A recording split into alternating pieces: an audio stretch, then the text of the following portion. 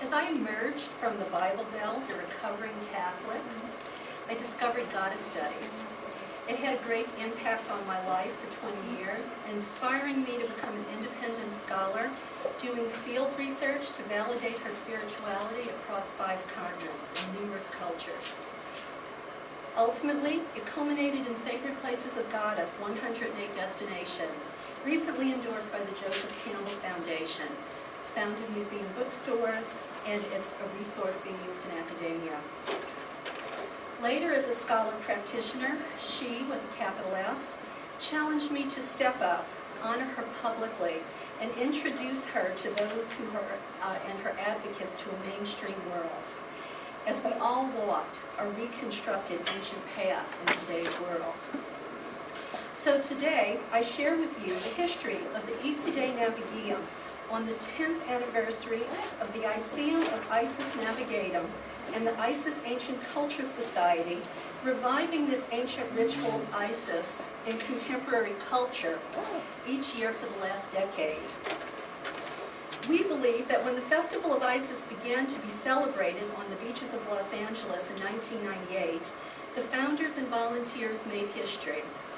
It was probably the first time this festival was recreated in such grandeur to celebrate the worship of Isis, she of 10,000 names in modern times. But let us go back a bit before going ahead. These artifacts and reliefs depict the annual festival of the launching of ships, also called the Iside Navigatum or Cloephasia, usually held the first weekend in March by devotees of Isis in ancient Greece, Rome, Turkey, and Egypt.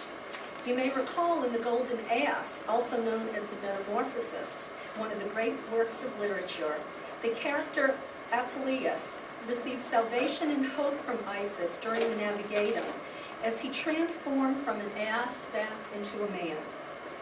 Our modern ritual is held just before the neo-pagan spring equinox celebrations.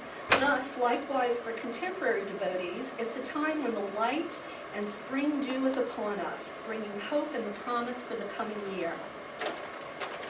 Today, and in ancient times, the Isis celebration, which included dancing, feasting, and processions, focused on seeking goddesses' salvation and blessings for ships, sailors, and travelers, as well as for successful journeys.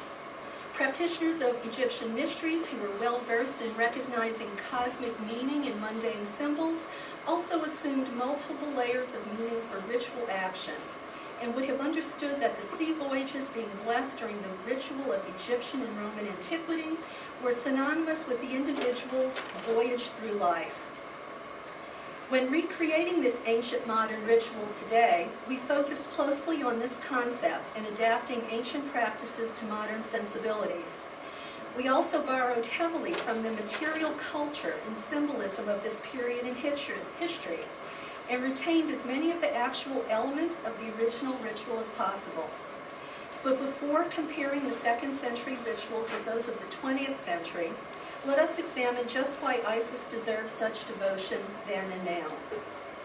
According to the 2nd century CE writer, Elias Aristides, Isis may herself be holy wisdom, the creatrix of the material world, when he refers to wisdom as, quote, the mediatrix between Serapis and men, unquote.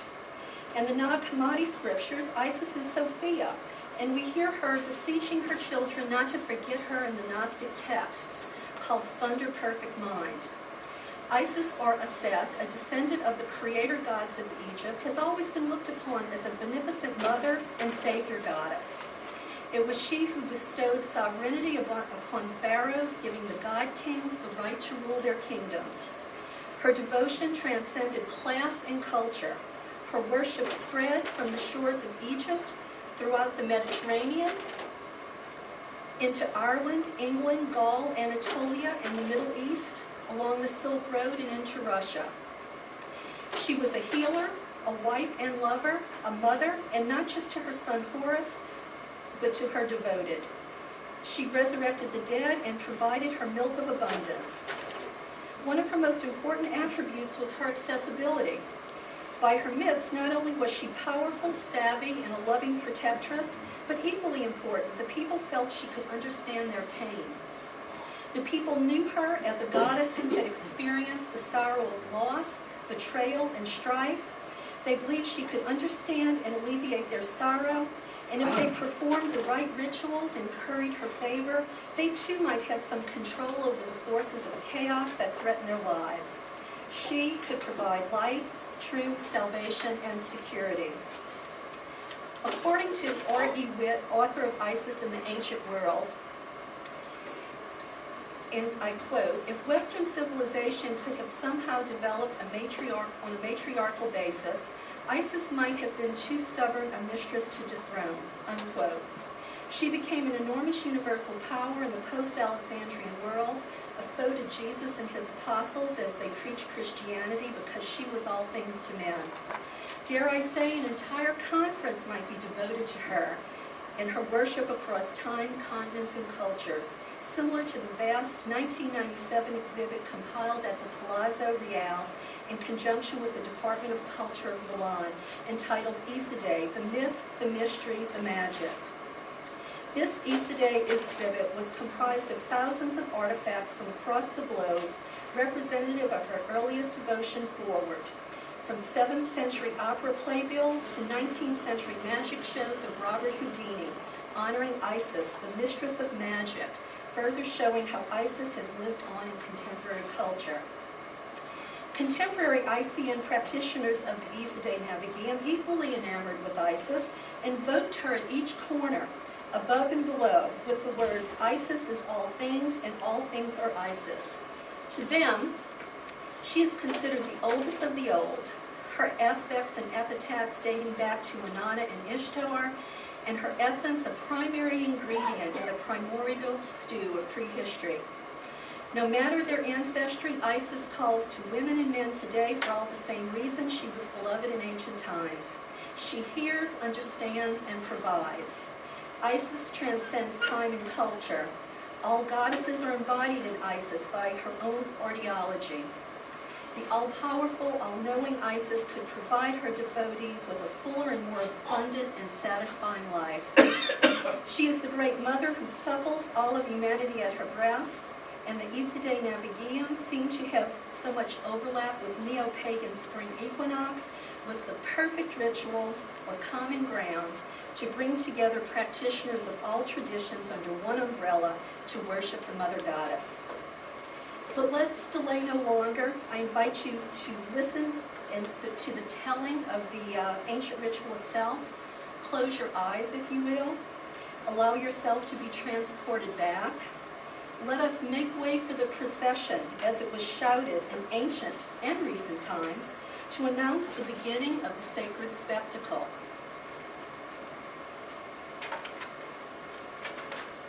At the head of the Greco-Roman procession were magistrates, gladiators, philosophers, men wearing dresses, wigs, and gilt sandals.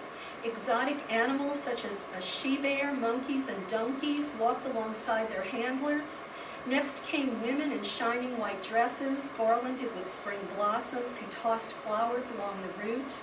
They carried polished mirrors and combs, which they applied to the hair of their divine queen. Others perfumed the path with scented oils. Throngs of men and women carried all manner of illumination, torches, lamps, and wax tapers. There were singers and musicians playing flutes. Then, next in line came the initiates, dressed in their white linen robes. The women were adorned in gauze veils, while the men supported shaved or tonsured heads. The tinkling sound of their sistra, the sacred rattles of Isis, could be heard in the air. Next came the priest, holding representation of the deities, Isis and Serapis, and miniature altars. Another lifted up emblems of justice. Still another held the golden pitcher from which droplets of milk trickled onto the path. The last priest carries the mystica, a branched, winnowing fan of gold.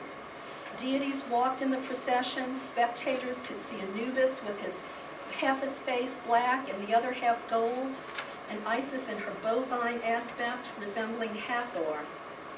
During some navigatums, people stopped at halts or pauses stations along the way, reminiscent of Stations of the Cross, where hymns were sung to Goddess. Lucius Apuleius made his way forward to nibble upon roses so that he might be transformed once again into a man. Transfiguration over, we focus on the ship of Isis near the seashore. The white sails are emblazoned with prayers to Isis for successful conduct of seas navigation. The high priest held a lighted torch, an egg, and some sulfur, with which he symbolically cleansed the vessel before uttering more prayers to dedicate the ship laden with offerings to Isis. Upon the waves, libations were made with milk. Soon, cables cast off, the ship slipped down into the water and glided out to sea with no crew to guide her as she disappeared toward the horizon. State prayers were said and concluded with the formulaic dismissal. The ship has been let go. Glad tidings all around. The people now return to their homes, but not before gathering up garland and greenery left behind from the ritual and kissing the feet of the silver statue of Isis, which had been set up upon the temple steps. The ritual was over for another year. Isis, as a maritime deity, was depicted on coins in various forms, with sistrum and sacred vessel in her hand, aboard a boat holding its sails, and in the palanquin which parades her image. As late as the latter half of the 4th century, Rome's mints provided various depictions of Isis on coins as protectress of harbors, patroness of navigation, inventor of the sails, all declaring open war on Christianity. A Vota Publica coin can still be seen depicting Constantine on one side with Isis looking forward from her ship on the other. The people were hardly giving up on the goddess who literally and spiritually provided them their daily bread. Flash forward to the 20th century Navigatum. It took 3 months of intense preparation to plan the Ploephasia, to recreate clothing, jewelry, decorations, and accoutrements reflective of the material culture of the Egyptian and Greco-Roman Isis ritual, bringing alive this time and place so many of us found so provocative and full of power, mystery, and magic. Labors of love and devotion, ritual barb and sacred tools such as the sistrum and manat cowlers were developed. Both items from Antiquity enabled the clergy who wears them to embody the goddess, bestow blessings, and ward off evil. Craftsperson devised ways to make copper amps and wascepters. From 4-inch tall line drawings in the books of Wallace Budge, images of deities were transferred onto large surfaces by artists, painters, and carpenters to recreate life-size mobile temple walls. Then finally, on the first weekend in March, under the rays of a powerful noontime sun, an auspicious time for Egyptian magical work, the ritual would finally be unveiled to the public on Point Dume State Beach in Malibu. What follows is a composite retelling of several rituals held on the Pacific Coast shores over 9 years, combining not just ancient and modern ritual practices, but revitalizing that connection between the devotees of the Great Mother Goddess then and now, using the red cord of Isis as a linchpin. A herald shouts, "Let the procession begin."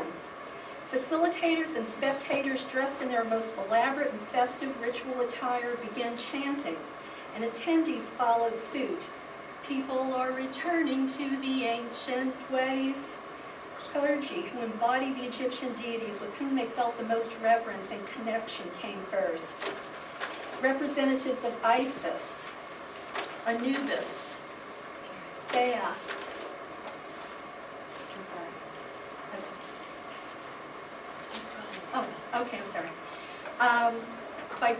by Bast, followed by priests and priestesses dressed in white carrying deities, people wearing masks, drummers, participants carrying sistra and fans, mirrors, candles, depictions of Hathor as the golden cow, golden pitchers of milk for the blessing of the ships, and statues of Isis and Anubis. Along the path was a doubloon tosser, throwing the plastic of gold and silver coins from the New Orleans Mardi Gras Carnival cruise of Isis, Cleopatra, and Thoth, connecting modern festivals with those of ancient Egyptians. Participants scurried to pick up the doubloons, hailing down around them, excited to have these mementos to take home in remembrance of this sacred and glorious day. And yes, there were the altars and animals. Snakes, dogs, and birds. Facilitators felt Goddess herself bless the rite by sending her creatures of the sea to attend. No Navigatum held on the beach was ever held without the presence of either a dolphin, sea lion, or pod of whales in attendance. And participants felt inspired to set up their own impromptu altars. Serpentining along the beach, chanting and drumming, the group would stop at several halts, where the clergy of these temples of various deities would impart their spiritual guidance or sacred amulets. We're running short on time, so I'm just going to show the last few slides. As you can see, we had our temple walls along the beach, and dancing, palanquins. We launched these ice boats instead of the boat laden with offerings. And sometimes when we came away from the beach, we would create a Nile river that we would launch our heart's desires. And these are some pictures at the Japanese gardens when we had ritual theater.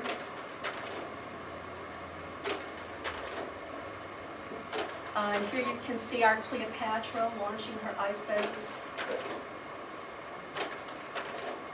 So it was a pretty elaborate affair. And this just harkens back to... what time of year does that happen? In every March. And this is sort of reminiscent of the blessing of the fleets and some Muslim rituals. And of course, Isis passes the baton to Mary. And as I said at the end, the people will not be without her mother. Without their mother, she is our daily bread. And this is just the final closing image of Isis. Sorry. Thank you. It's always the first weekend in March. First? Uh-huh.